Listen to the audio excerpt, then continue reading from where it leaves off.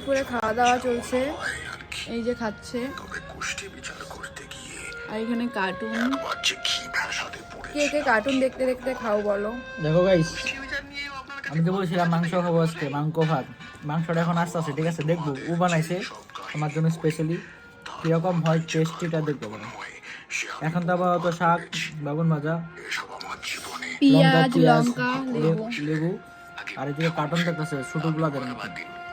আমি ছোট বাচ্চা, ভালো লাগে। এখন খায়া রিভিউ দিবে কিরকম হয়েছে না হয়েছে, বলো। খাও। ভালোই হয়েছে টেস্ট, তুমি সত্যি বলছো। হ্যাঁ, লেগ পিসটা দাও। সেই এই রসুন খায়া দেখো একবার ভাত দিয়া।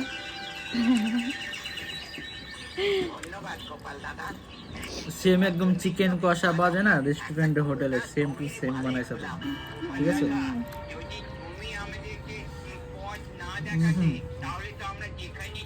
সত্যি এই যে এখানে মাংস।